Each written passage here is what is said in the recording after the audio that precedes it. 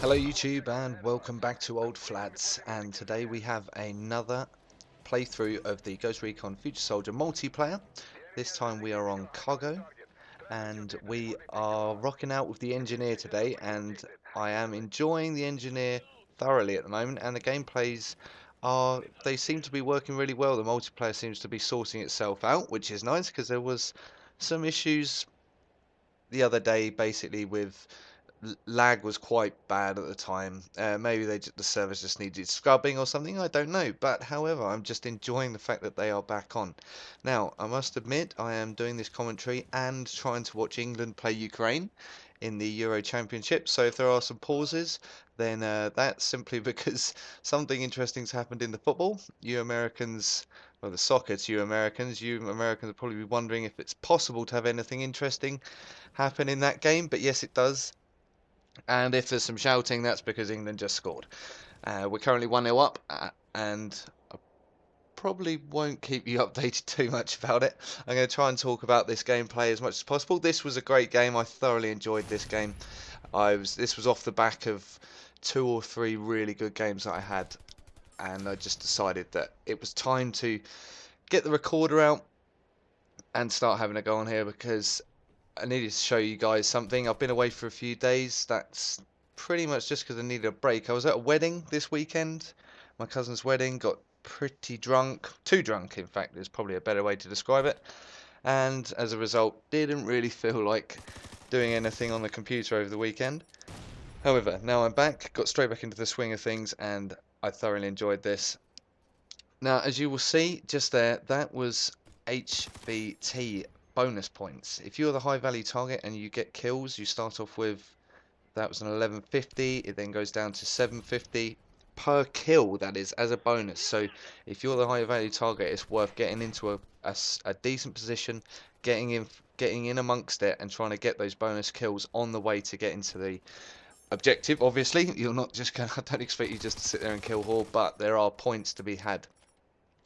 Now, you're also going to notice that I am rocking out with the Decoy as my grenade instead of sensor. And I don't know, at the moment it's picking up a lot of extra kills. I don't know how many of you went for the Decoy, but I'll be honest, I'm undecided whether it's better than the sensor, but it certainly does rack up a lot of team points. I know that, and that's all good because basically what you do, if you don't know what the decoy does, basically you lob it into a busy area and it causes massive gunfire and little spots which look like enemy fire to on the enemy's minimap. Now this obviously provides quite a lot of confusion because initially I didn't look at the minimap, but I am finding that I'm starting to use it a bit more. I don't like to rely on it. I prefer to be aware of what's going on in my general vicinity, but it certainly does help. And the decoy, it doesn't have the direct effect like sensor does, like when you can see people all over the place like the enemy. However, it does have the advantage, as I say, of causing chaos on their minimap, which causes mistakes. With the sensor, that when when the enemy's detected, they know they're detected, so they're almost planning to just hole up until they're no longer detected, and that's not always beneficial to everyone. However, with the decoy, they don't know what's going on. It just seems like they'll work it out eventually, I'm sure, because there isn't 50,000 people on the enemy team at any one time. But they can't distinguish between the two, and it causes confusion. And this is obviously of a massive benefit to us and the rest of our team. But we're picking up, every time you throw the decoy out, you're picking up 75 points for a kill assist. There's one there. And if you can just keep picking up 75 points, I mean, you'd only have to get 10 enemy kills by your other teammates. That's 750 points straight off the bat. All you were doing was lobbing in a decoy. So it's worth using these in busy areas to really, one, confuse the enemy, and two, get the points as well in and around the objectives, especially because the enemy will be expecting heavy fire in and around the objectives, but if you're throwing in extra confusion, then it's only going to cause good things for your team, which makes life a lot easier. Now, as you can see, I am being targeted by this laser dot, which has become a very, very popular piece of equipment for the enemy team. Now, I haven't used the laser sight because basically, to me, it just seems like a big red. It's like a big red target coming back to me. Now, I appreciate it helps with the aiming, but aiming on this game isn't very difficult at all. So I think using it, I don't know, if you need the extra attribute and help with your aim, then it's probably going to help. But ultimately, if I see one of those things just bowling about, I'm just looking for the source straight away. It's just guiding people into you. So again, I'm undecided. I mean, this is why this game's so good. I mean, there's balances all the way across the various attributes of the guns. I know people say some of the guns are overpowered, but let's face it, okay?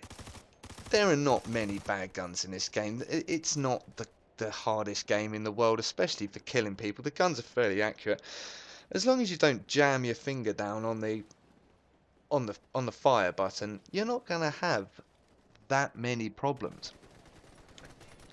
And as you'll see, when I'm firing, especially over medium to long range, you can't do it because the recoil will kick in there. So what you need to be just tapping the top of your button, tapping your fire button, and just allowing the bullets just to, because they'll go there. There's no bullet drop, or if there is, I haven't noticed any yet.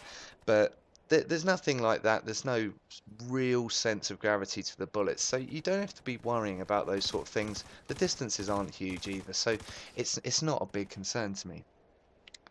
Anyway, the engineer class as a whole. Now, as I've been saying, I got my scout class up over the double XP weekend. I got it up by 20 levels. It was ridiculous how fast XP was racking up in those 2 days. Well, in fact I only played for a day of it and I went up 20 levels with my scout. But the scout is a good class. I'm not gonna deny that, but I don't feel that it's as well suited to my style of gameplay, if I'm being honest. Even though you have in the later levels augmented camo and things like that, which is what you have from the single player, it still does feel like it's been made into somewhat of a, not camping is definitely not the right word, but it feels like a more cautious type of class, and I think that's good. I like that. I really think that is one of the one of the good things that it's been a bit of thought put into it. But the engineer class, this really does appeal to me because it's not complete run and gun, yet there is still an element of being able to push forward and push into the various objectives and into enemy positions. Another example of balance again, which I just feel is the people that are complaining about the balance in this game. I don't know what they're really complaining about. There are a few things here and there, I must admit. They're always going to be, but I don't think balance is the issue with this game at all. I think it's working really nicely, and the engineer class just seems to fit nicely into my style of play. Now that's going to be different for everyone, of course. But if you like to play the objective and try and get in amongst the kills as well, and do a bit of everything, then I think the engineer probably offers the best opportunity for doing a bit of everything. So you should probably look at that if you are going to get this game. Now, those of you that watched my last video, uh, the information on the PC version of Future Soldier, have you gone and got yourself a beta key for Ghost Recon Online? If you have, are you still going to buy Future Soldier? Because if I'm being totally honest, I've now seen a couple of videos that people have been putting out. And how did the Americans get back into beta so early? Through Little Asai or Caleb, as I know him. You'll see him. He's in my Awesome People channel. You should go and check him out. He's an excellent commentator. He is already back on the beta. Now, in the UK where I am, this doesn't seem to be possible. So I don't know if he's picked himself up a second beta key, but there was a level 27 in one of his games. Now, I don't care who you are, you're not getting to level 27 with a class in Ghost Recon Online in the space of a couple of hours, okay? You would have to be playing religiously for the best part of a week, I'd have thought, in order to get to that sort of level. So it seems the Americans have got the, I don't know, it might be a bug, someone may have just got round it and just fancied going pwning some noobs, I don't know. But I think it was good that they decided to let the new guys have a week in lieu, head start, call it what you want, because there were some really good players on Ghost Recon Online, and it would have been very little fun for those new guys rocking up against some of the more experienced guys that were playing in Ghost Recon Online, because there were guys going 60 and 2 and 45 and 5 in the games, and I mean they're kill whoring obviously, and they were spawn raping a lot of the time as well. I don't care who you are, they were spawn raping a lot of the time, those guys that got all those big kills. And then they defended it by saying, oh well, it's part of the game. It's not part of the game. Get a life. Spawn rape is not part of any game. I don't care who tries to justify it. It isn't. But anyway, but away from that, sorry, that was going into a rant there.